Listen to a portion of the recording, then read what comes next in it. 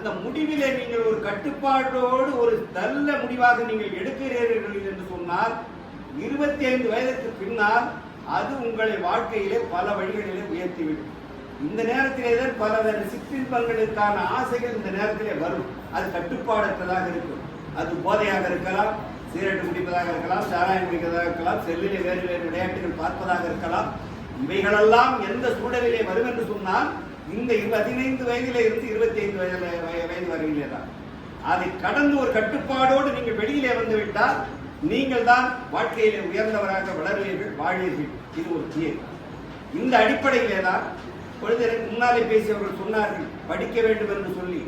படிப்பது உங்களுக்கான வாழ்க்கை தரத்தை உயர்த்திக் கொள்வதற்கான ஒரு வாழ்நிலை. அதற்கு எதற்காக படிக்கிறோம் என்று சொன்னால், எதிர்காலத்திலே பொருளாதாரம் இல்லை என்றாலும் கூட உங்களுடைய படிப்பு அறிவை வைத்து நீங்கள் வளர்ந்து விடலாம். அதற்காக தான் சொல்லுகிறார். புரூஸ்லி என்று சொல்லக்கூடிய ஒரு மார்ஷியல் ஆர்ட்ஸ் வீரர், தெரியுமா? புரூஸ்லிய படம் கூட பார்த்திருப்பீங்க சில பேர். அவன் 16 வயதிலேயே ஜப்பானிலே 12,000 இளைஞர்களுக்கு வகுப்படுத்தவர். அமெரிக்காவுடைய நியூயார்க் விமான நிலையத்தில் வந்து இறங்குகிறார். அவரிடத்திலே காசு இல்லை, $1 கூட இல்லை. அப்பொழுது அவன் ஒரு கடிதம் எழுதுகிறார். இன்னும் 10 ஆண்டுகளில் 1970 வந்து இறங்குகிறார், ஜனவரி 12. அப்பொழுது சொல்லுகிறார், விவேகானந்தர் பிறந்தது ஜனவரி 12 தான், அவன் வந்து இறங்குறது ஜனவரி 12 தான். அப்பொழுது அவன் சொல்லுகிறார், அப்பொழுது எழுதுகிறான் அந்த கடிதம், சீக்ரெட் லெட்டர் என்று சொல்லி இன்றைக்கு வந்து அருங்காட்சியகத்தில் வைத்திருக்கிறார்களா. அவன் அதில் எழுதியிருக்கிறான், இன்னும் 10 ஆண்டுகளை, இப்பொழுது என்னிடத்தில் $1 கூட காசு இல்லை. என்னுடைய சுய முயற்சியால், சுய உழைப்பால், சுய திறமையால் நான் $1000 இன்னும் 10 ஆண்டுகளிலே சம்பாதித்து காட்டுவேன், 1980க்குள்ளாக சம்பாதித்து காட்டுவேன் என்று சொல்லி அவன் ஒரு கடிதத்தை எழுதிவிட்டு அங்கே இறங்குகிறார். இறங்கி சென்று அவன் ஒரு திரைப்படம் எடுக்கிறார், The End of the Dragon. 1973 அந்த படம் வெளியாகிறது. $10,000 கோடி $10,000 அந்த படம் சம்பாதிக்கிறது, உலகம் முழுவதும் ஓடுகிறது. ஓடி அந்த படம் 1980 தான் சென்னைக்கே வருகிறது. அவ்வளவு தூரம் உலகத்துக்கு பூரா அந்த படம் ஓடுகிறது.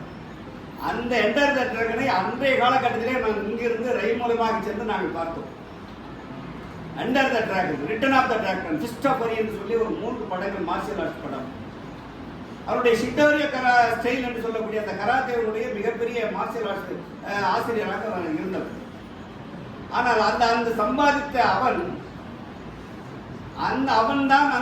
சில ஒரு 10 விதிகளை சொல்லுகிறான். ஒரு இளைஞர்கள் எப்படி இருக்க வேண்டும், உங்களுடைய உடலை எப்படி பாதுகாக்க வேண்டும், உங்களுடைய உடல் நலம் சரியாக இருந்தால் உங்கள் மனநலம் சரியாக இருக்கும்.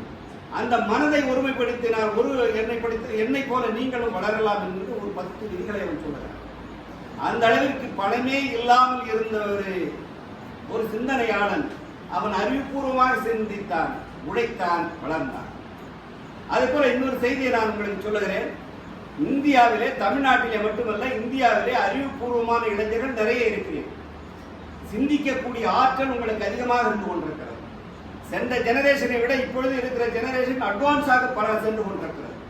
உங்களை விட உங்கள் தங்கைகள், உங்களுடைய சகோதரர்கள், அவர்களை விட அவர்களுக்கு சிறியவர்கள் உங்களை விட ஃபாஸ்டாக சென்று கொண்டிருக்கிறார்கள்.